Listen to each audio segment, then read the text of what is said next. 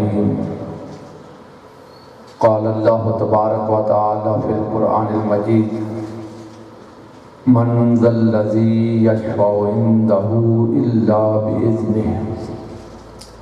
صدق اللہ مولانا العظیم و صدق رسولہ النبی الکریم۔ مولا صلی وسلم دائما ابدا علی حبیبک خیر الخلق کلہم۔ اللہم صلی علی سیدنا و مولانا محمد وعلی آلہ و صحبہ و بارک وسلم۔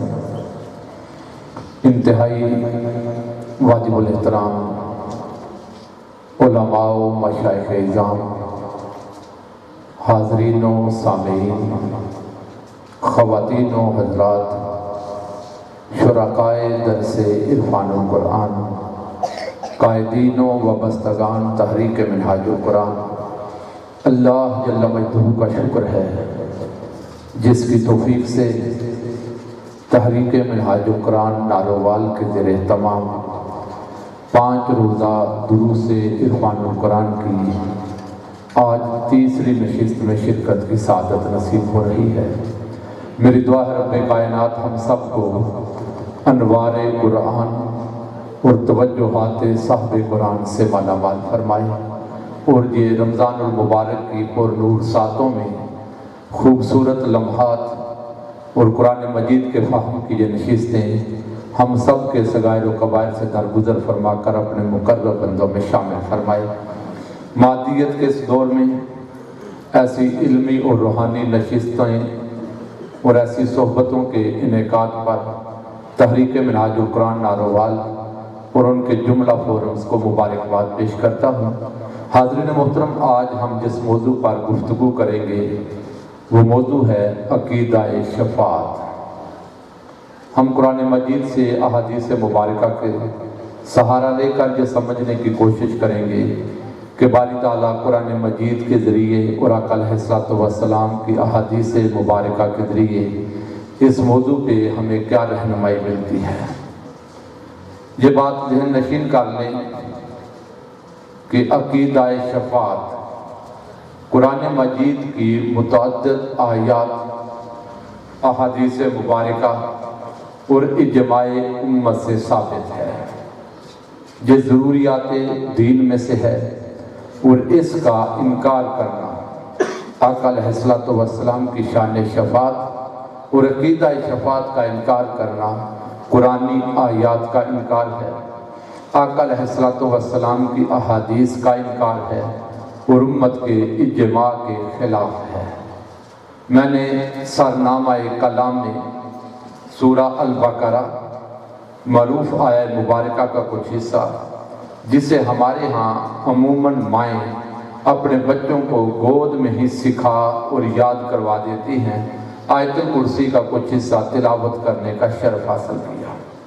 باری تعالیٰ نے ارشاد فرمایا من ذا الذی یشفع عندہ، کون ہے جو اس کی بارگاہ میں کسی کی سفارش کر سکے، الا باذنہ، مگر اس کی اجازت کے ساتھ۔ یہ وہ آیہ مبارکہ ہے جس کا تھوڑا حصہ پڑھ کے بعض اوقات لوگوں کے عقائد کو متزلزل کرنے کی کوشش کی جاتی ہے کہ جی کوئی شفاعت نہیں ہوگی، کسی کی شفاعت قبول نہیں ہوگی۔ قرآن کہتا ہے من ذا الذی یشفع عندہ، کون ہے جو اس کے حضور شفاعت کرے۔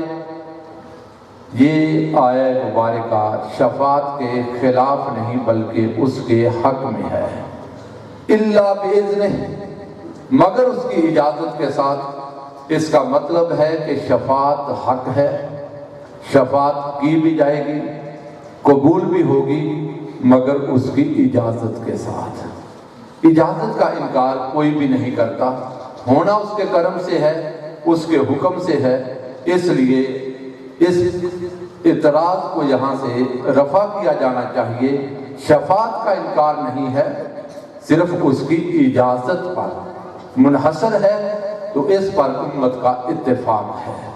حاضرین محترم، قرآن مجید کی اس نشست میں ہم بہت ساری آیات وہ بھی پیش کریں گے جہاں رب کائنات شفاعت کے بارے میں اور آقا علیہ الصلوۃ والسلام کی شان شفاعت کے بارے میں متعدد آیات سے ہمیں رہنمائی بھی ملے گی، اور پھر وہ احادیث پیش کریں گے جہاں آقا علیہ الصلوۃ والسلام نے اپنی اور اپنی امت کے کچھ لوگوں کی شفاعت کا ذکر کیا، انبیاء علیہ السلام کا ذکر ہے، اور پھر وہ آیات بھی لائیں گے جن پر بات کرتے ہوئے لوگوں کے عقیدے پر حملہ کیا جاتا ہے، یا عموماً جن آیات کو شفاعت کے خلاف سمجھا جاتا ہے، ہم وہ پیش کر کے سیاق و سباق کے ساتھ وہ اشکال بھی دور کرنے کی کوشش کریں گے تاکہ صحیح مفہوم ہمیں نصیب ہو جائے، اور انشاءاللہ العزیز اس کی توفیق سے اگر آپ کی توجہ میرے ساتھ رہی تو ہم اس موضوع پر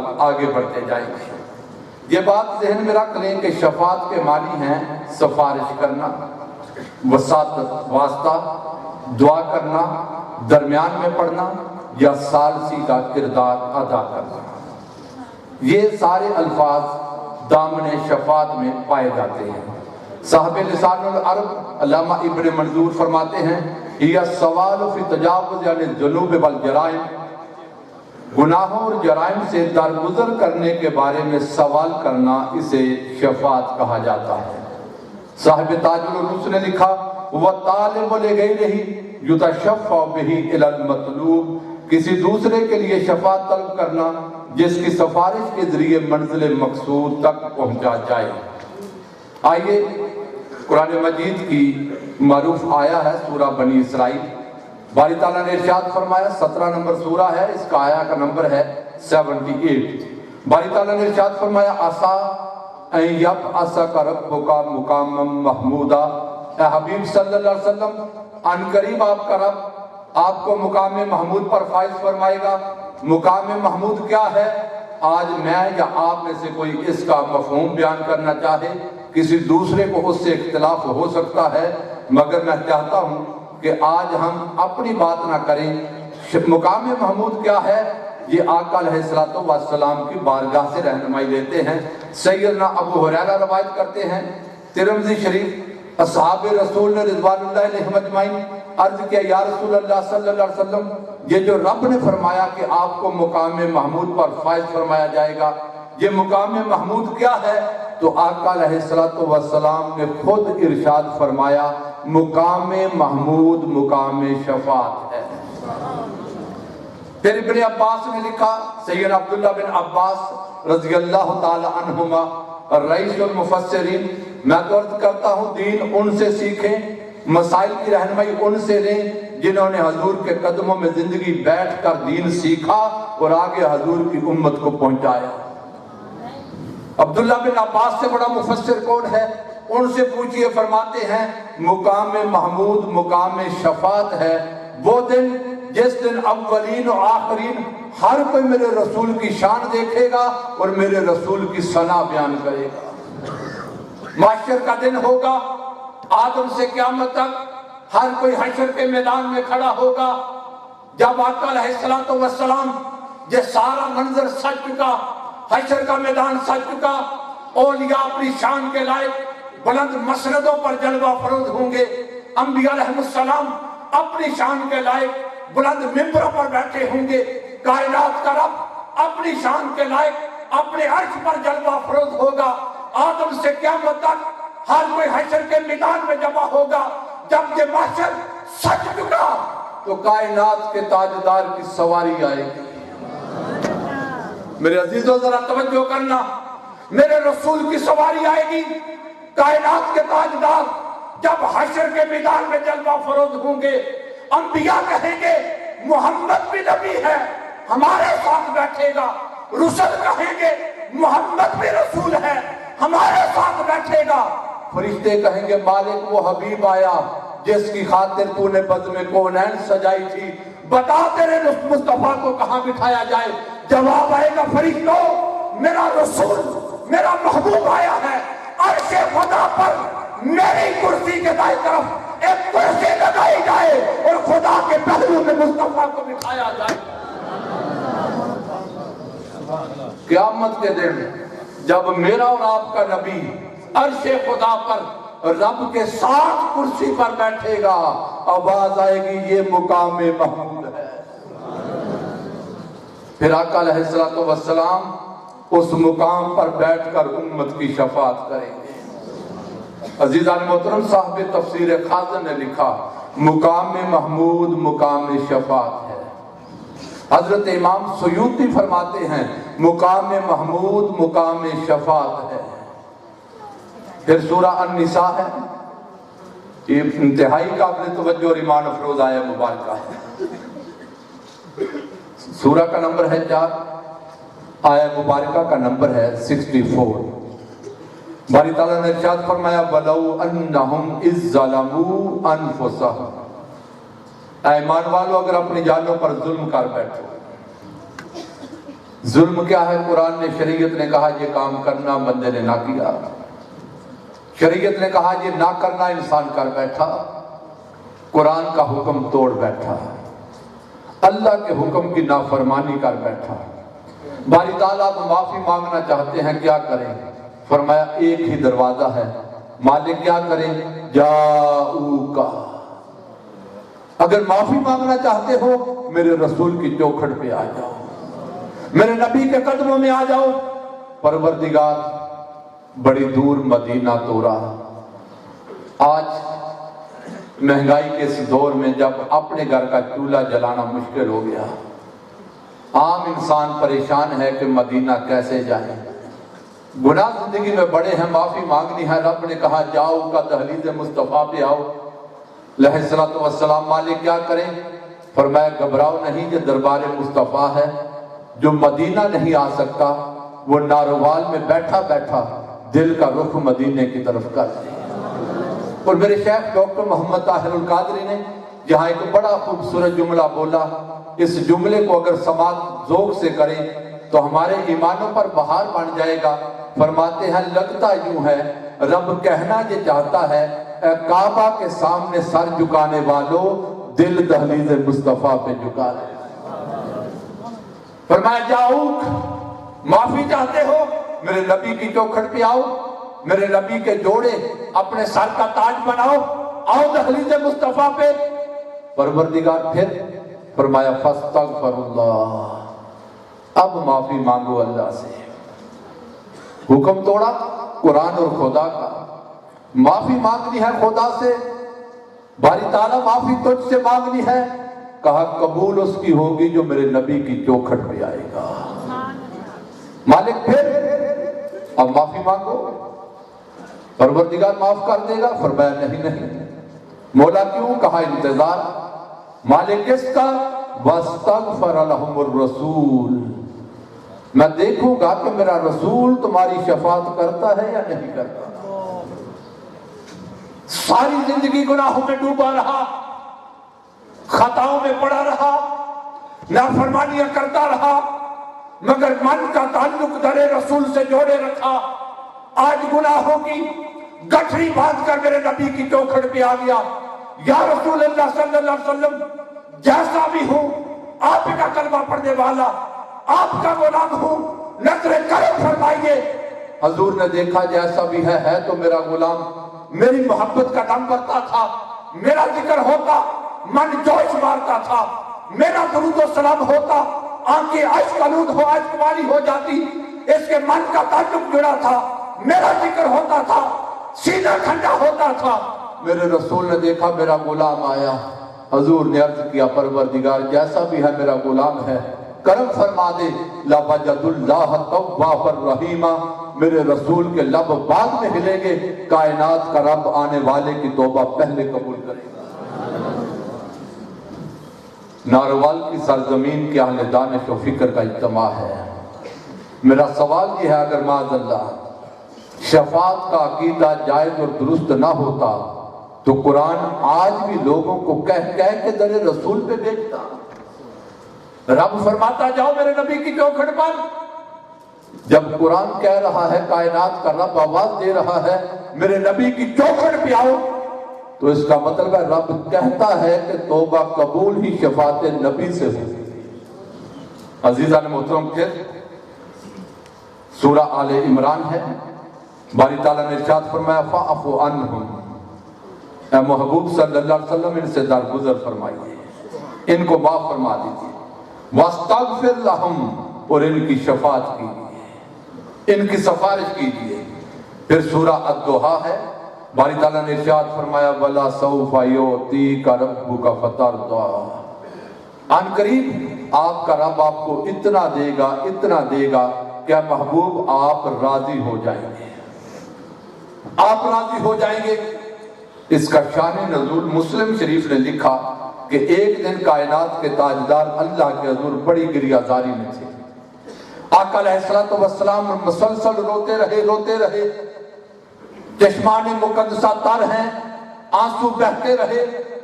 رب تعالیٰ نے کہا جبرائیل جاؤ میرے محبوب کے آج اتنا رونے اور گریہ زاری کا سبب پوچھو۔ سیدنا جبریل امین آئے، یا رسول اللہ صلی اللہ علیہ وسلم رب نے بھیجا ہے، اس قدر رونے کی وجہ کیا؟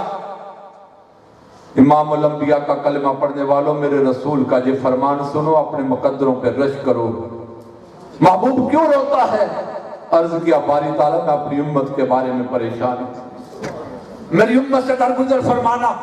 رب کائنات نے فرمایا جبریل اعلان کر اِنَّا سَنُرْضِيكَ فِي أُمَّتِكَ وَلَا نَسُوءُ، اے محبوب اپنی امت کے بارے میں پریشان نہ ہوئیے، آپ کا رب آپ کو امت کے بارے میں راضی کر دے گا۔ آقا علیہ السلام نے فرمایا میں شفاعت کرتا جاؤں گا، امت بخشواتا جاؤں گا، جب ساری امت بخشوا لوں گا رب پوچھے گا حل انت راض، محبوب بتا تو اب راضی ہے؟ میں عرض کروں گا نام رضیت یا ربی، اے میرے مالک اب میری ساری امت بخشی گئی، تیرا مصطفیٰ تجھ سے راضی ہے۔ حاضرین محترم، حضرت امام علوسی سے پوچھئے شفاعت کیا ہے؟ آپ فرماتے ہیں حضرت امام باقر رضی اللہ تعالیٰ عنہ اہل بیت کا شہزادہ، ان سے کسی نے پوچھا کیا امام باقر یہ جو اہل عراق کا عقیدہ ہے شفاعت کے بارے میں، یہ حضور کی شفاعت کا عقیدہ رکھتے ہیں، کیا یہ عقیدہ درست ہے؟ آپ نے فرمایا خدا کی عزت کی قسم یہ عقیدہ حق ہے۔ پھر مخاطب ہوئے، فرمانے لگے تم لوگ کیا سمجھتے ہو قرآن کی سب سے بڑی امید افزا آیت جس میں رب کی بخشش، اس کی رحمت، اس کی مغفرت کا ذکر ہے، یا عبادی الذین اسرفوا علی انفسہم لا تقنطوا من رحمت اللہ، اے میرے بندو میری رحمت سے مایوس نہ ہونا، تمہاری بخشش کا پیغام ہے اس میں۔ تم کیا سمجھتے ہو سب سے بڑی امید افزا ہے قرآن کی یہ ہے؟ فرمایا نا، خدا کی عزت کی قسم ہم اہل بیت سے آل رسول سے پوچھو، ہم کہتے ہیں سب سے بڑی امید والی آئے بلا سوفا یومی کا ربو کا فتارتا مصطفیٰ شفاعت کرتا جائے گا، رب امت کو بخشتا جائے گا، سب سے بڑی امید والی آئے تو یہ ہے۔ حاضرین محترم، پھر قرآن مجید کے مقامات میں آگے بڑھیں تو ابن عباس رضی اللہ تعالیٰ صاحب تفسیر خازن نے سے لکھا، فرماتے ہیں ہی شفاعت فی امتہ حتی یردا ولا سوف یعطیک کے تحت لکھتے ہیں یہ حضور کی امت کی شفاعت کے بارے میں ہے۔ رب تعالیٰ حضور کی شفاعت قبول کرتا جائے گا، جب تک مصطفیٰ راضی نہیں ہوں گے رب حضور کی شفاعت کو قبول کرتا جائے گا۔ کسی عاشق نے اس منظر کو ان جذبات میں سمیٹا، ہم گناہگاروں کو سرکار سنبھالے ہوں گے، حشر میں ان کی شفاعت کے حوالے ہوں گے۔ پوچھا دوزخ نے کہ یا رب، پوچھا دوزخ نے کہ یا رب ہیں گناہگار کہاں؟ تو ذات حق بولی محمد نے سنبھالے ہوں گے، محمد نے سنبھالے ہوں گے۔ امام قرطبی نے آگے ایک بڑی خوبصورت روایت پیش کی ہے۔ آج کے اس عظیم اجتماع میں خواتین و حضرات میری درخواست ہے آقا علیہ السلام کے اس فرمان عالی شان کو اپنے دلوں میں اور ذہنوں میں جگہ دینا۔ حضور نے فرمایا اذن واللہ لا ارضا وواحد من امتی فی النار، خدا کی عزت کی قسم جب تک میرا ایک بھی کلمہ پڑھنے والا غلام दोज़ख में होगा, मैं उस वक्त तक अपने रब से राजी नहीं हूँगा जब सारी उम्मत बख्शवा दूंगा, फिर कहूंगा मौला मैं अब राजी हूँ। इब्न माजा शरीफ है, सैयदना अबू मूसा अशअरी रज़ी अल्लाह ताला अन्हु रवायत करते हैं, जलील क़द्र सहाबी हैं, फरमाते हैं रब ताला ने फरमाया महबूब खुय्यरतु बैन शफ़ाअत व बैन अन यदखुल निस्फ़ उम्मती अल जन्ना। एक दिन रब ने कहा महबूब आज मेरे साथ एक सौदा कर, मैं दो ऑप्शन देता हूं, जो चाहो एक कबूल कर लो। मालिक हुक्म फरमाया दो ऑप्शन ये हैं कि एक बगैर हिसाब के आधी उम्मत को जन्नत में ले जाओ, कोई पूछ गिछ नहीं होगी, बगैर हिसाब की आधी उम्मत जन्नत में। मौला दूसरी ऑप्शन महबूब वो ये कि तू जिस जिस की शफात करेगा तेरा रब कबूल करेगा। या रसूल अल्लाह, फिर आपने कौन सा सौदा कबूल किया? मेरे आका अलैहिस्सलाम ने फरमाया मेरे गुलामों फख्तर तु शफा, मैंने शफात वाला सौदा कबूल कर लिया कि मौला जिसकी मैं शफात करूं तू कबूल कर लेना। फिर मेरे रसूल खुद ही बोल पड़े, फरमाया ले अन्नहा आम व अकफा, इसलिए कि ये आम है, उम्मत के लिए काफी है। फिर हजूर फरमाते हैं अतरौना लिल मुत्तकीन, तुम क्या समझते हो मैंने मुत्तकियों के लिए ये शफात का कोटा लिया? अरे जो नेकोकार होंगे, मुत्तकीन होंगे, इताअत वाले होंगे, इबादत गुजार होंगे, अल्लाह रसूल के अहकामात पर अमल करने वाले होंगे, उनको तो मेरा रब खुद बख्शता जाएगा। मैंने शफात किसके लिए ली? ला वलकिन्नाहा लिल मुज़निबीन अल खत्ताइन अल मुतवफ्फिसीन, नेकोकार रब बख्शता जाएगा, गुनाहगारों को मोहम्मद कमली में छुपा के जन्नत में ले जाएगा। बुखारी शरीफ, मुस्लिम शरीफ, इब्न माजा शरीफ, सिहासिता की मरूफ रवायत, कोई मसलक कोई मकतबा फिक्र इस रवायत का इनकार नहीं करता, हर कोई बयान करता है। क़यामत का दिन होगा, अंबिया अलैहिस्सलाम से होते हुए तमाम लोग आका अलैहिस्सलाम के दरबार गोहरबार में आएंगे, और याद रख लो ये वो मुकाम होगा जहां कायनात का रब सामने जलवा फरोज है। दरबार इलाहिया में नबी भी हाजिर है, रसूल भी हाजिर है, उम्मतें भी हाजिर हैं। उस दिन रब से सवाल कोई नहीं करेगा, नबियों से होते हुए मुस्तफ़ा की बारगाह में आएंगे, खुद नबी भी होंगे, उम्मतें भी होंगी। या रसूल अल्लाह, आज रब बड़े जलाल में है, नजर करम फरमाइए, दस्तगीरी फरमाइए।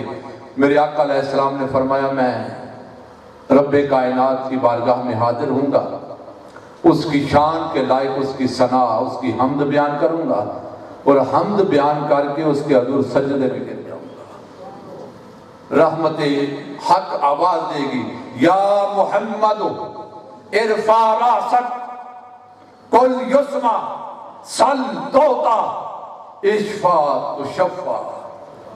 आवाज आएगी महबूब सर अनवर उठाइए, सल तोता सवाल कीजिए अता किया जाएगा, इशफा तुशफ़ा आप सिफारिश कीजिए आपकी शफात कबूल की जाएगी। ये बुखारी शरीफ है, यानी इमाम बुखारी भी अकीदा शफात रखते हैं। आज कुछ लोग कहते हैं कि हवाला बुखारी का नहीं, मैं बुखारी से पेश कर रहा हूं, इशफा तुशफ़ा इमाम बुखारी ने से नकल किया है। महबूब आप सिफारिश शफात कीजिए, आपकी शफात को कबूल किया जाएगा। अब यहाँ मेरे शेख डॉक्टर मोहम्मद ताहिरुल कादरी थोड़ा मोहब्बत भरा जुमला बदलते हुए इसका तर्जुमा करते हैं। मैं चाहता हूँ आज बाज़ोक महफिल में साहिबान ज़ौक़ की नजर किया जाए। या मोहम्मद इरफा रासक, रब कहेगा महबूब सर उठाइए, फरमाते हैं लगता यूं है रब कहेगा महबूब जरा मुखड़ा तो दिखा, कुल युस्मा बोलिए आपको सुना जाएगा। नहीं, रब कहना ये चाहता है महबूब तू लब तो हिला, तेरे लब हिलते जाएंगे, तेरा रब बख्शिश के दरवाजे खोलता जाएगा। حاضرین محترم، ابن ماجہ شریف سیدنا ابو سعید رضی اللہ تعالیٰ عنہ روایت کرتے ہیں، قال رسول اللہ صلی اللہ علیہ وسلم انا اول شافن و اول مشفعن ولا فخر۔ لوگوں سن لو، قیامت تک آندھیاں آئیں گی، طوفان آئیں گے، امت کے عقیدوں پر حملہ کیا جائے گا، لوگ ڈگمگانے لگیں گے ایسے حالات میں جب میری شانوں کا انکار کیا جائے، میری ذات سے میری امت اور غلاموں کا تعلق کمزور کیا جانا لگے۔ ان کو بتا دینا قیامت کے دن سب سے پہلے جو رب کی بارگاہ میں امت کی شفاعت کرے گا وہ کوئی اور نہیں ہوگا، میرا اور تمہارا نبی ہوگا۔ اور اس دن جس کی شفاعت سب سے پہلے قبول کی جائے گی، یاد رکھنا وہ مدینے کا تاجدار ہوگا۔ ولا فخر، میں اس پہ فخر نہیں کرتا، شفاعت بھی میں کروں گا، قبول بھی میری کی جائے گی۔ پھر مسلم شریف سیدنا انس بن مالک رضی اللہ تعالیٰ عنہ بڑی کثیر تعداد سے ہمارے علماء اور مشائخ ناروال کی دھرتی سے تشریف لائے ہیں، ویلکم کرتا ہوں۔ مسلم شریف سیدنا انس بن مالک روایت کرتے ہیں اپنے والد گرامی سے رضی اللہ تعالیٰ عنہما، وہ حضور کے صحابی حضور کی مجلس میں بیٹھے عرض کرنے لگے، حضور کی شان شفاعت سنی اور دیکھی، عرض کرنے لگے یا رسول اللہ صلی اللہ علیہ وسلم جب قیامت کے دن غلاموں پہ کرم فرمائے تو مجھے بھی شامل کر لینا، میری بھی شفاعت کر دینا۔ میرے آقا علیہ السلام نے فرمایا میرے غلام یہی میرا کام ہے، میں اسی لیے آیا ہوں، میں ہی شفاعت کروں گا۔ عرض کی آقا قیامت کا دن ہوگا، دنیا بڑی ہوگی، آدم سے قیامت تک ایک انبوہ کثیر ہوگا، آپ کو ڈھونڈوں کہاں؟ میرا آقا علیہ السلام نے فرمایا جہاں میرے امت پر کلمہ پڑھنے والوں پہ مشکل مرحلہ آئے گا قیامت کے دن، جہاں ان کو مشکل کا سامنا ہوگا، دستگیری کرنے کے لیے ان کا نبی وہی جلوہ افروز ہوگا۔ جہاں امت پہ مشکل وقت ہو مجھے وہی پانا، حضور کہاں ڈھونڈوں؟ فرمایا جب قیامت کے دن بلا کی گرمی ہوگی، سورج سوا نیزے پر جہاں بالاب ہوں گے لوگ، ان کو پانی کی ضرورت ہوگی، حوض کوثر پہ امت کو پانی کے جام پہ لاتا ہوگا، میرے حوض کوثر پہ آ جانا۔ آقا وہاں نہ ڈھونڈ سکوں، دنیا بڑی، رش بڑا ہوگا، کیا کروں؟ فرمایا جہاں میزان پر اعمال تلنے لگے لوگ ڈگمگائیں گے، بڑا سخت دن ہوگا، میں ترازو کے پاس کھڑا ہوں گا، وہاں آ جانا۔ عرض کی آقا وہاں بھی تلاش نہ کر سکوں؟ فرمایا جب میرے غلام پل صراط سے گزریں گے، مشکل مرحلہ ہوگا، پل صراط پہ چلے آنا، میں سامنے جلوہ فروز ہوں گا۔ لگتا یوں ہے حضور فرمانا یہ چاہتے ہیں پل صراط سے گزرتے ہوئے جب امت کو مشکل مرحلے کا سامنا ہوگا، سامنے حضور جلوہ فروز ہوں گے، غلام دیکھیں گے، وجد کرتے جائیں گے، پل صراط سے گزرتے جائیں گے۔ حاضرین محترم، پھر ایک شاعر نے اس کا نقشہ یوں بیان کیا، پل پر کھڑا ہوں گا حفاظت کو تمہاری، گر گرنے لگے کوئی تو اس کو اٹھا لوں، حوض کوثر پر کھڑا ہوں گا اپنے غلاموں کے لیے، جو پیاسا ہو سے جام کوثر پلا دوں، میزان عمل پر آیا تیرا بن کر مونس و ہمدم، آ میرے گناہگار تجھے اپنی کملی میں چھپا لوں۔ پھر صاحب دلائل الخیرات، ہر خانقاہ، ہر مرکز صوفیاء پر اس کا وظیفہ اور ورد کیا جاتا ہے، صاحبان طریقت اس کو پڑھتے ہیں۔ امام جزولی بول اٹھے، اللہم صلی علی الشفیع المشفع یوم القیامہ، مولا اس محبوب پر درود بھیج جس نے قیامت کے دن شفاعت کرنی ہے اور جس کی شفاعت قبول ہونی ہے۔ پھر امام بصیری بول اٹھے، هو الحبیب الذی ترجی شفاعتہ لکل حول من الاحوال مقتحم۔ خواتین و حضرات، اب وہ آیات پیش کرنا چاہتا ہوں جسے پڑھ کر کئی لوگ پھسل گئے اور ان کی آڑ میں امت کے عقیدے پر حملہ کر رہے ہیں۔ ہمارا کیونکہ زیادہ قرآن سے شریعت سے واسطہ نہیں ہوتا، عجیبی لوگ ہیں، ہم نے تو صرف قرآن کو ثواب کے لیے پڑھنا ہوتا ہے، مسائل تو جانتے نہیں، الا ماشاءاللہ۔ اور جو اس کو ترجمہ سے سمجھ لیتے ہیں ان کو قرآن کے شان نزول اور سیاق و سباق کا پتہ نہیں ہوتا۔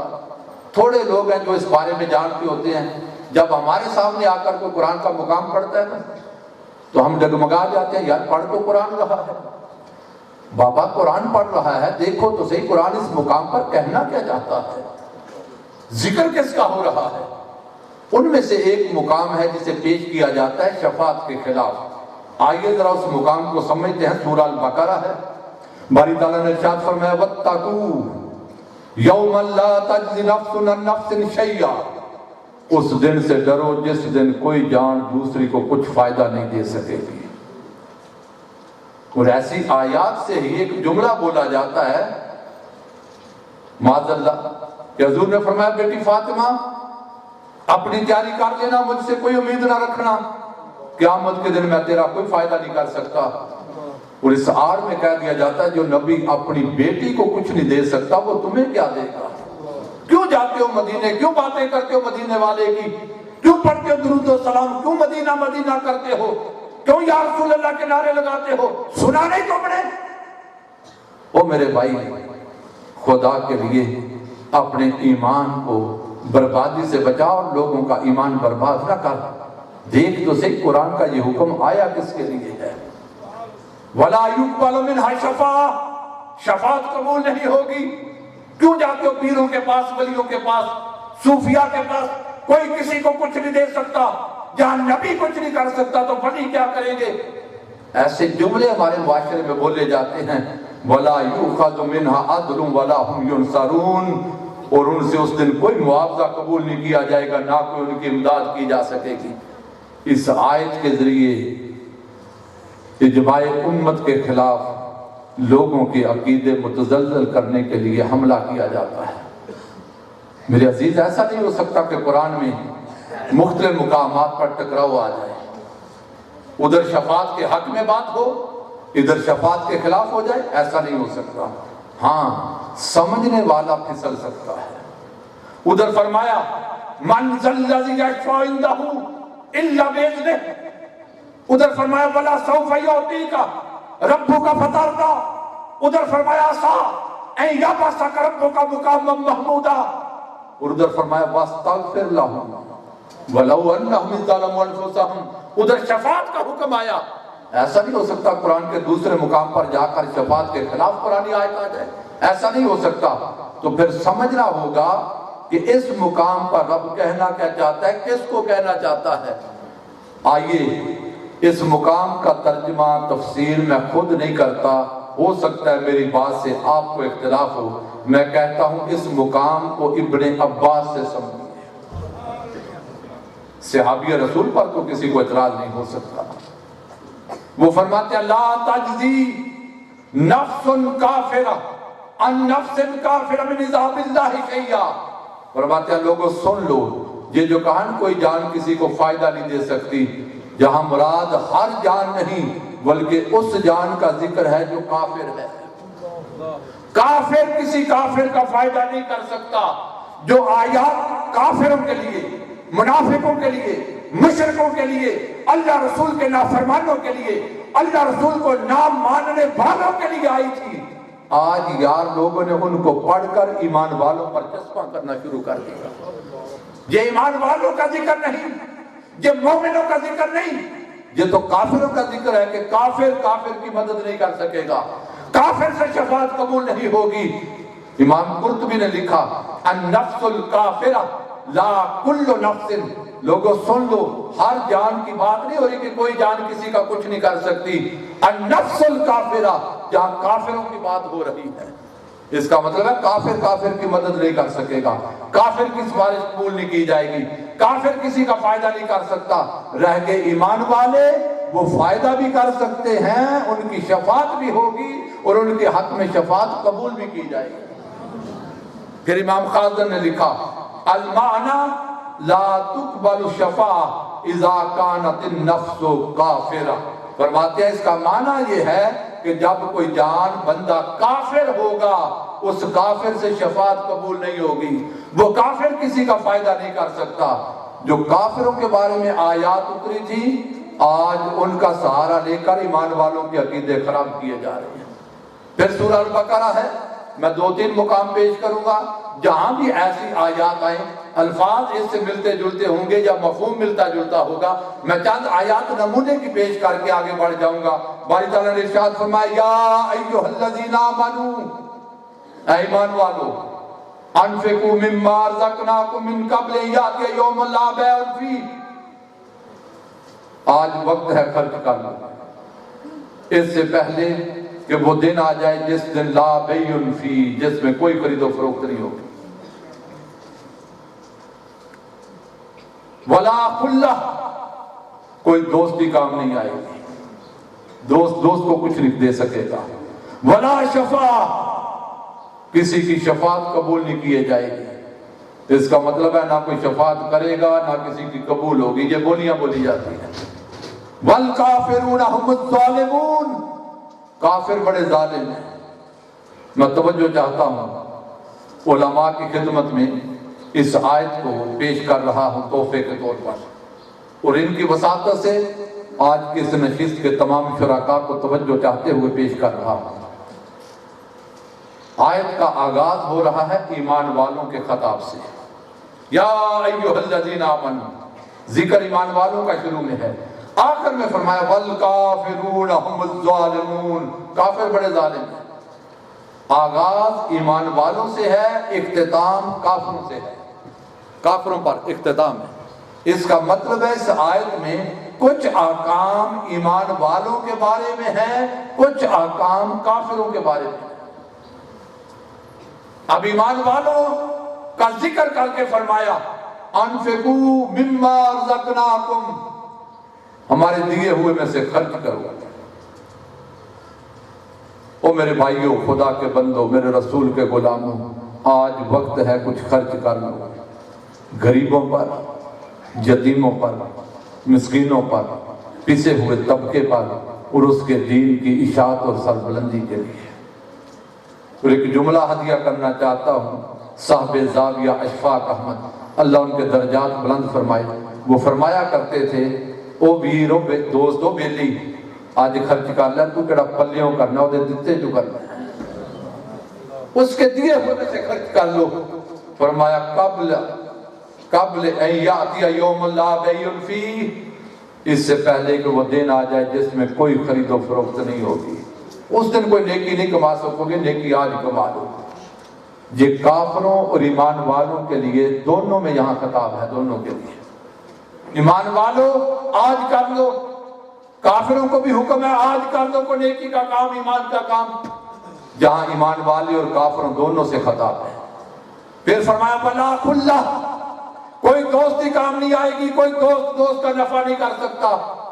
اگر یہاں مراد ہر دوست لے لیا جائے تو سورہ الزخرف میں قرآن نے آواز دی الاخلاء یومئذ بعضهم لبعض عدو الا المتقین، کہہ دیا جاتا ہے کوئی دوست کا کام نہیں آئے گا، کوئی دوست کا فائدہ نہیں کر سکتا، ماں بیٹے کو نہیں پہچانے گی۔ آج ایک دوسرے کے لیے جانیں قربان کرنے والے اس دن رخ پھیر کے نکل جائیں گے۔ اگر یہ بات کر لی جائے کہ کوئی دوستی کام نہیں آئے گی تو میرا سوال ہے، قرآن کہتا ہے الاخلاء یومئذ بعضهم لبعض عدو، اس دن دوست کا دشمن ہو جائے گا، ہر کوئی دشمن ہوگا الا المتقین، اس دن ہر کوئی دشمن ہوگا مگر نیکوں کی دوستی اس دن بھی نفع دے گی۔ متقین اس دن بھی دوست بن کے کھڑے ہوں گے، نیکوکار اس دن بھی سہارا بنیں گے، اللہ والے اس دن بھی پشت پر کھڑے ہوں گے، اللہ کے ولی اس دن بھی تمہارے ساتھ کھڑے ہوں گے۔ ہر دوستی اور رشتہ ٹوٹ جائے گا، اس دن جو رشتہ اور دوستی قائم رہے گی وہ اللہ کے ولیوں کی ہوگی۔ اگر یہ لے لیا جائے ولا خلہ، کوئی دوستی کام نہیں آئے گی، تو الا المتقین کا پھر معنی کیا لیا جائے گا؟ اس کا مطلب یہ ہے ہر دوستی اس دن نفع نہیں دے گی مگر نیکوں کی دوستی نفع دے گی۔ ولا خلہ، اس سے مراد ہے کافروں کی دوستی فائدہ نہیں دے گی، فاجروں کی دوستی فائدہ نہیں دے گی، نافرمانوں کی دوستی فائدہ نہیں دے گی۔ رہ گئے ایمان والے، اللہ والے، مکرم، ان کی دوستی دنیا میں بھی فائدہ دیتی ہے، قبر اور قیامت میں بھی فائدہ دیتی ہے۔ ولا شفاعہ، کوئی شفاعت نہیں ہوگی، کوئی نہیں کر سکے گا، کسی کی قبول نہیں ہوگی۔ اگر یہاں مطلق شفاعت کا انکار کر دیا جائے تو پہلے ہم جو کئی آیات پیش کر چکے ان کو کہاں لائیں گے؟ اس کا مطلب ہے کافروں کی شفاعت فائدہ نہیں دے گی۔ ابن عباس کہتے ہیں لا شفاعہ، اس سے مراد ہے کافر شفاعت نہیں کریں گے۔ امام قرطبی فرماتے ہیں وَلَا شَفَاعَ إِلَّا بِإِذْنِ اللَّهِ، اللہ کی اجازت کے بغیر شفاعت نہیں ہوگی. مَنْ ذَا الَّذِي يَشْفَعُ عِندَهُ إِلَّا بِإِذْنِهِ. اب میں یہاں توجہ چاہتا ہوں تاکہ ایک عقدہ حل کرتا چلوں، غلط فہمی دور کرتا چلوں. لوگوں سن لو، جو قرآن ہم سمجھے، جو فرمان مصطفیٰ ہم سمجھے، آگے میں اس کی تائید کروں گا حدیث سے. لوگوں خدا کی قسم، جس نے قیامت کے دن شفاعت کرنی ہے، نبی ہو، رسول ہو، ولی ہو، عالم ہو، حافظ ہو، شہید ہو، جس نے شفاعت کرنی ہے، اذن شفاعت قیامت کے دن نہیں ملے گا. اذن شفاعت اس دنیا میں رب ان کو دے چکا. اس دنیا میں شفاعت کا اختیار، شفاعت کی اجازت اس دنیا میں مل گئی. قیامت کے دن اذن کلام ملے گا. شفاعت کی اجازت تو اس دنیا میں دے دی، کوٹا اس دنیا میں دے دیا. قیامت کے دن تو شفاعت شروع کرنے کی اجازت ملے گی. شفاعت اس دنیا میں مل گئی. قیامت کے دن کہا جائے گا اب شفاعت کرو، تم جس کی شفاعت کرو گے رب بخشتا جائے گا. پھر قاضی ثناء اللہ پانی پتی فرماتے ہیں رحمہ اللہ تعالی کہ اس سے مراد کافروں کا ذکر ہو رہا ہے. اب قرآن کا ایک اور مقام ہے، میں وہ پیش کر کے حدیث کی طرف بڑھوں گا، دامن وقت سکڑتا جا رہا ہے. فرماتے ہیں جو لوگ شفاعت کا انکار کرتے ہیں، یہ سورہ المدثر ہے، جہاں ایک مقام پیش کیا جاتا ہے کہ لو جی نہ کوئی شفاعت کر سکتا ہے، نہ کسی کی شفاعت قبول ہوگی. کہاں سے ثابت ہے جی؟ قرآن سے. پڑھیے ذرا، وہ آئیں گے فَمَا تَنْفَعُهُمْ شَفَاعَةُ الشَّافِعِينَ. اس دن کسی شفاعت کرنے والے کی شفاعت کا فائدہ نہیں ہوگا. لو جی قرآن آ گیا، کھلی آیت آ گئی. آپ نے دیکھا نہیں قرآن کہتا ہے شفاعت کرنے والوں کی شفاعت کوئی فائدہ نہیں دے گی، کسی کے حق میں قبول نہیں ہوگی، کوئی نہیں کر سکے گا. او میرے بھائی، خدا کے لیے ظلم نہ کر. پڑھ تو صحیح یہ مقام آیا کس کے بارے میں ہے. پیچھے قرآن پڑھیں، قرآن کہتا ہے انل مجرمین، جہاں ذکر مجرموں کا ہو رہا ہے. کون ہے مجرم؟ قرآن ان کی ڈیفینیشن خود کرتا ہے، کہتا ہے ما سلککم فی سقر. کچھ لوگ دوزخ میں پڑے ہوں گے، ان دوزخیوں سے پوچھا جائے گا، وہ مجرم ہیں دوزخ میں پڑے ہوئے، ان سے پوچھا جائے گا تمہیں دوزخ میں کون سی چیز لے آئی، کیوں آئے دوزخ میں؟ اب ان کا کلام سنتے جائیں دوزخیوں کا. قرآن اس کا منظر بیان کر رہا ہے. قالوا لم نک من المصلین، وہ کہیں گے ہم نمازیوں میں سے نہیں تھے. توجہ کرنا، ہم نماز نہیں پڑھتے تھے. وَلَمْ نَكُ نُطْعِمُ الْمِسْكِينَ، ہم مسکینوں کو کھانا نہیں کھلاتے تھے. اس طبقے میں سے نہیں تھے جو نمازی تھے، اس میں سے نہیں تھے جو غریبوں پر خرچ کرتے تھے. وَكُنَّا نَخُوضُ مَعَ الْخَائِضِينَ، وہ جو بےہودہ مشاغل میں گپوں میں لگے رہتے تھے، ہم بھی ہنسی مذاق بیٹھ کے ان کے ساتھ وقت برباد کرتے تھے. آگے قرآن کہتا ہے وَكُنَّا نُكَذِّبُ بِيَوْمِ الدِّينِ، ہم قیامت کے دن کو نہیں مانتے تھے، جھٹلا دیتے تھے. جو قیامت کو نہیں مانتا اس کا مطلب ہے کافر ہے. مومن تو قیامت کا انکار کر نہیں سکتا. منکر قیامت اس کا مطلب ہے وہ منکر خدا ہے، منکر رسول ہے، اللہ رسول کو نہیں مانتا. جو اللہ رسول کو قیامت کو نہیں مانتا اس کا مطلب ہے کافر ہے. ان کافروں کا ذکر کر کے قرآن کہتا ہے ان کو شفاعت فائدہ نہیں دے گی. جو ذکر کافروں کا تھا، مشرکوں کا تھا، نافرمانوں کا تھا، اللہ رسول کے منکروں کا تھا، ان کے لیے قرآن نے کہا ان کو شفاعت فائدہ نہیں دے گی. ہم نے ایک حصہ شفاعت کا پکڑ کے ایمان والوں پہ لگا دیا.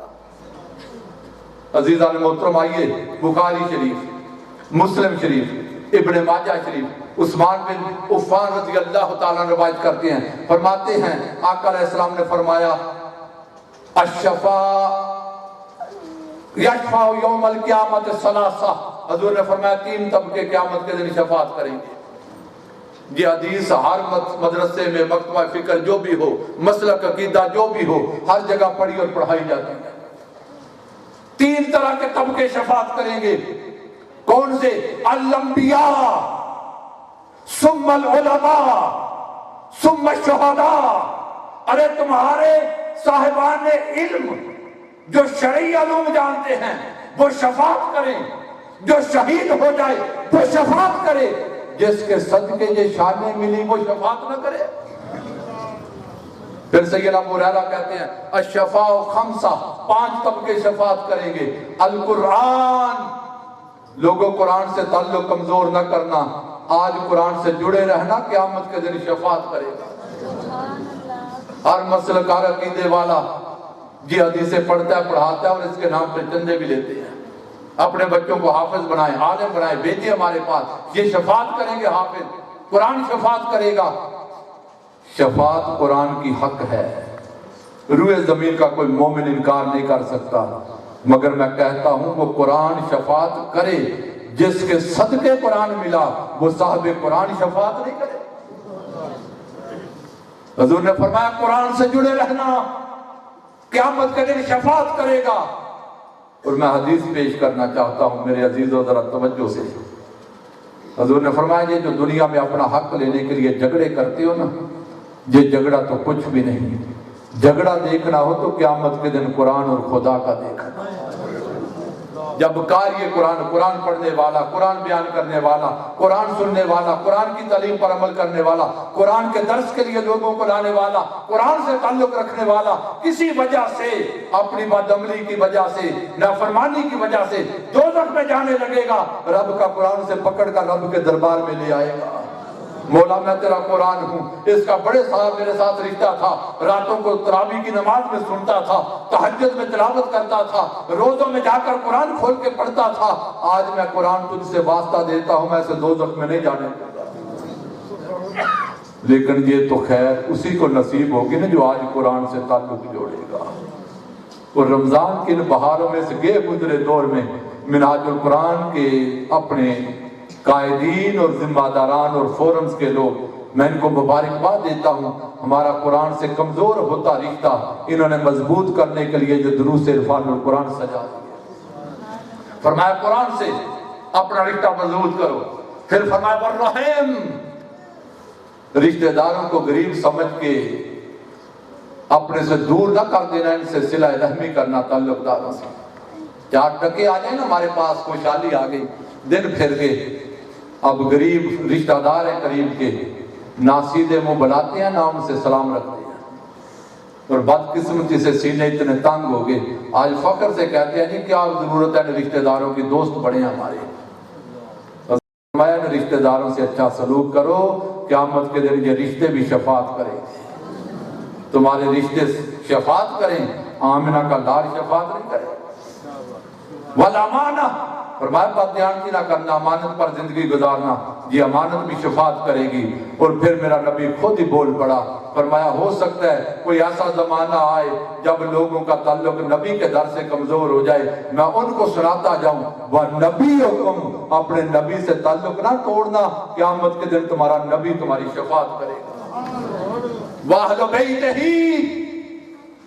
میرے ساتھ محبت کا دم بھرنے والوں، میرا کلمہ پڑھنے والوں، میری اہل بیت کا دامن نہ چھوڑنا، قیامت کے دن میری اہل بیت بھی شفاعت کرے گی۔ یہ اہل سنت سواد اعظم، خدا جانے ہمارے اندر خارجیت کہاں سے آ گئی، وہ نسبتیں جن سے تعلق اور رشتہ ہمارے ایمان کی بنیاد تھی اہل بیت، آج اہل بیت کا ذکر ہو تو خدا جانے ہمارے سینے کیوں تنگ ہونے لگ پڑتے ہیں، ہمارے من پر بوجھ کیوں پڑنے لگ جاتا ہے۔ حضور کے اہل بیت سے جڑو، خدا کی قسم اس ڈر کے بغیر امت کو شجاعت کی خیرات نہیں ملتی، ان سے تعلق جڑو، ان کے تعلق کے بغیر لوگوں ہمارے من میں سخاوت نہیں آ سکتی۔ اہل بیت سے تعلق جوڑو، ان کا تعلق قبر سے لے کر قیامت تک تمہارا سہارا بن جائے گا۔ پھر آقا علیہ السلام نے ابن ماجہ شریف فرمایا قال من قرأ القرآن وحفظہ، جس نے قرآن پڑھا اور اسے یاد کیا۔ ہر مسلک عقیدہ اس حدیث کو بیان کرتا ہے، ادخلہ اللہ الجنہ، اس حافظ کو، قرآن پڑھنے والے کو، یاد کرنے والے کو رب اپنی رحمت کے ہاتھوں سے پکڑ کر جنت میں داخل کرے گا، رب اسے جنت میں بھیجے گا۔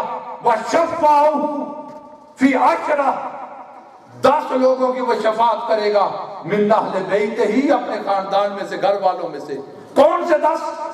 کلہم قد استوجب النار، وہ 10 لوگ جن پر جہنم واجب ہو چکی تھی، وہ جہنم میں جا رہے ہوں گے، حافظ قرآن اللہ کے حضور عرض کرے گا مولا میں تیرے قرآن کا حافظ ہوں، اس کے صدقے میرے یہ خاندان کے لوگ بخش دے۔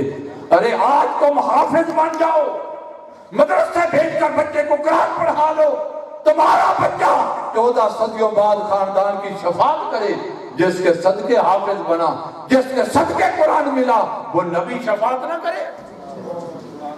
پھر سننا، میں ماؤں بہنوں بیٹیوں کی توجہ چاہتا ہوں۔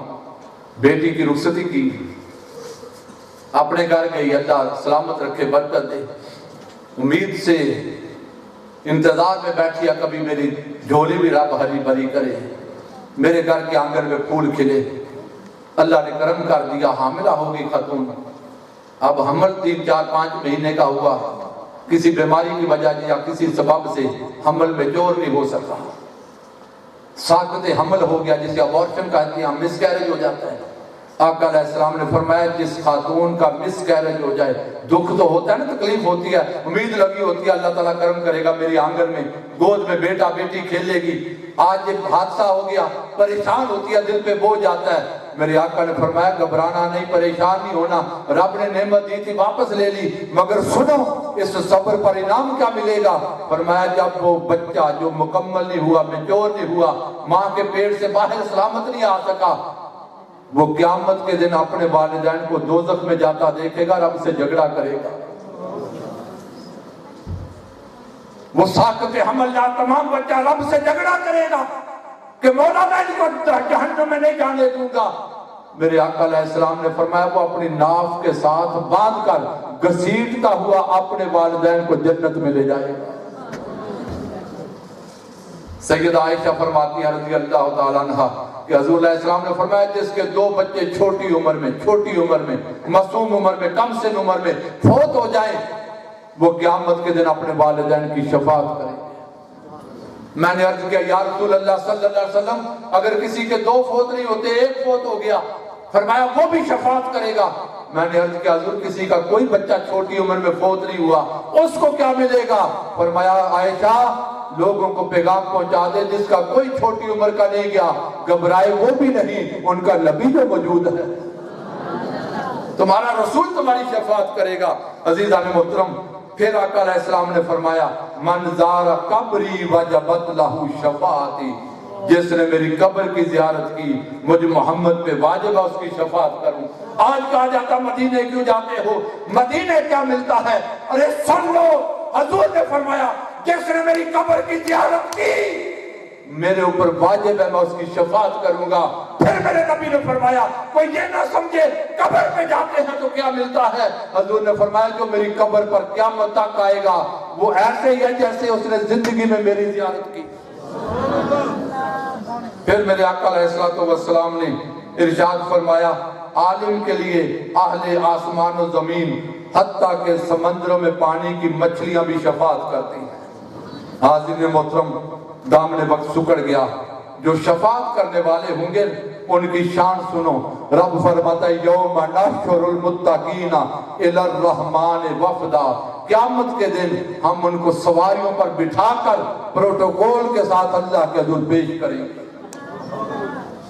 وہ حشر کے میدان میں جائیں گے کب کباتے ہوئے، سہمے ہوئے، ڈرے ہوئے، کسی کو گردوں سے مارا جا رہا ہوگا، کوئی اندھے منہ گر رہے ہوں گے، اور کچھ وہ ہوں گے جن کے لیے سواریاں کھڑی کی جائیں گی، عزت اور پروٹوکول اور تکریم کے ساتھ بٹھا کر ان کو رب کے دربار میں لے جایا جائے گا۔ حاضرین محترم، پھر میرے آقا علیہ السلام نے فرمایا شفاعتی یوم القیامت حق، لوگوں سن لو قیامت کے دن میری شفاعت حق ہے، حق ہے، حق ہے۔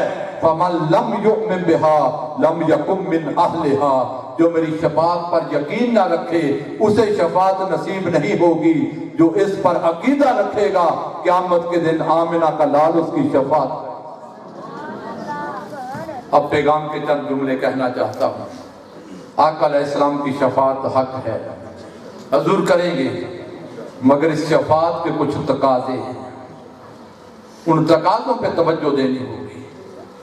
کہیں میرے آقا علیہ السلام نے فرمایا جو مجھ پر جتنا زیادہ درود پڑے گا میں درود پڑھنے والے کی شفاعت کروں گا۔ آج اپنے نبی پر درود و سلام پڑھ لو۔ अपने अपने घरों में हल्काते दरूद खोलो, अपनी जबानों पर मुस्तफा का दरूद और सलाम सजाओ और इतना ताल्लुक जोड़ो, इतना दरूद पढ़ो, इतना सलाम पढ़ो, कब्र में जाओ, पर्दे उठे, फरिश्ते पूछे मा कुंता तकूल फी हक के हाज़िर रजुल मोहम्मद, हजूर आगे बढ़े, कहें फरिश्तों इस तरह पूछो मैं कौन हूँ, मैं बताता हूँ नारोवाल से मेरा गुलाम आया। कहीं मेरे आका अलैहिस्सलाम ने फरमाया कि जो मेरे सहाबा का बेअदब होगा उसे मेरी शफाअत नहीं मिलेगी। मतलब क्या, जिसकी मेरे नबी से निस्बत है उसका हया। कहीं मेरे रसूल ने फरमाया मेरी अहले बैत से जिसका ताल्लुक मजबूत होगा मैं उसकी शफाअत करूंगा। कहीं फरमाया जिसने मेरी 40 अहादीस याद की मैं उसका शफाअत करूंगा। लोगों आका इल्म से जोड़ रहे हैं, अपनी तालीम से जोड़ रहे हैं, अमल की तरफ दावत दे रहे हैं, अपने करीब ला रहे हैं, ताकि आज हजूर की ज़ात से भी ताल्लुक जोड़ो, हजूर की तालीम से भी अमल जोड़ो और इस अमल के सदके रब तुम्हें हजूर की शफाअत अता कर देगा। हाज़िरीन मोहतरम, हिंदुस्तान की सरज़मीन है, दिल्ली की जामे मस्जिद, एक भिखारी बैठा लोगों से भीख मांग रहा है। एक अंग्रेज आया, उसने देखा फकीर भिखारी, जेब में से पर्स निकाला, कुछ खैरात बख्शीश दे दी और पर्स दोबारा अपनी पॉकेट में डाला। खुदा का करना, जब वायलेट पर्स जेब में डाला तो वो जेब में नहीं गया, नीचे गिर गया। इस भिखारी ने देखा कि उसका पर्स गिर गया है, इसने आवाज दी, रश बड़ा था, वो बंदा निकल गया, सुन नहीं सका। इसने पर्स उठाकर रख लिया। वो बंदा घूमता घुमाता सैर करता, काम काज जो भी मसरूफियत थी, अपने मुकाम पे पहुंचा, डेस्टिनेशन पे। जरूरत पड़ी, जेब में हाथ डाला, पर्स नहीं। परेशान मुसाफिर आदमी, उस पर्स में जरूरत की चीजें, मगर अब हल कोई नहीं। ठंडी आम मार के बैठ गया, भी गुम हो गया, चोरी हो गया, खुदा जाने क्या हुआ। कुछ वक्त गुजरा या दिन गुजरे, उसका वहीं से गुजर हुआ। भिखारी ने देखा ये तो वही बंदा है जिसका पर्स गिरा था। उसने आवाज दी, कहा भाई ये तेरी अमानत है मेरे पास। उसने पर्स देखा, खुश हुआ, पर्स खोला, वो सारी चीजें महफूज है, मौजूद है। उसने कहा भिखारी एक बात तो बता। कहा पूछ। कहा ये बता, मेरा पर्स गिर गया था, मुझे नहीं पता था तेरे पास है, अगर तू रख लेता तो भिखारी या भीख मांगता, तेरे 4 दिन अच्छे गुजर जाते, खुशहाली आ जाती, इतने पैसे थे। उसने कहा बात तो तेरी दुरुस्त है, मैं रख लेता, मेरे दिन फिर जाते, 4 दिन अच्छे गुजर जाते। कहा रखा क्यों नहीं? कहा देख रखा इसलिए नहीं, तू ईसाई है, ईसा का कलमा पढ़ता है अलैहिस्सलाम, मैं मुसलमान हूँ, मोमिन हूँ, आका अलैहिस्सलाम का कलमा पढ़ता हूँ। तेरा पर्स इसलिए नहीं रखा कि कल क़यामत के मैदान में कहीं तेरा नबी ये ना कह दे मोहम्मद तेरे गुलाम ने मेरे गुलाम का पर्स रख लिया था, मेरे समल की वजह से मेरे नबी का सर झुक जाएगा, मैं भूखा रह लूंगा, मर सकता हूँ, अपने नबी से बेवफाई नहीं कर सकता, नबी का सर नीचे नहीं होने दूंगा। और मेरे अजीज नौजवान वालों, मेरे भाइयों जो कदम उठाने लगो, एक लम्हा सोच लेना, शफाअत तो मेरा नबी करेगा, मगर तेरे इस अमल की वजह से कहीं मेरे नबी का सर नीचे ना हो जाए। खुदा के लिए अपने नबी से वफा करो, अपने दीन से वफा करो। बेवफाई का जमाना है, लोग जाने रसूल से हटते जा रहे हैं, बेरहमी का सैलाब आ गया, अकीदे बर्बाद हो रहे हैं, ईमान बर्बाद होता जा रहा है। ऐसे हालात में मिनहाजुल कुरान दावत देता है, खुदा के बंदो अपने रब की तरफ पलट आओ, हजूर के गुलामों अपने नबी की तरफ पलट आओ। और ये हो नहीं सकता जब तक हमें खूबसूरत लम्हात और सोहबत मैसर नहीं आती। अगर सोहबत लेना चाहो जो जिंदगी पर असरात करे तो आखिरी अशरा रमजानुल मुबारक का मिनहाजुल कुरान शहर इत्काफ से जाता है। मैं दावत देता हूँ, रजिस्ट्रेशन जारी है, बाहर स्टॉल लगा हुआ है, जो भाई शहर इत्काफ में मुतकिफ होना चाहे हमारे मिनहाजुल कुरान के भाई और बहनों से राब्ता करे, 10 दिन वहां गुजारे, फिर देखिए उस 10 दिन में नशा क्या मिलता है। वमा अलैना इल्लल बलागुल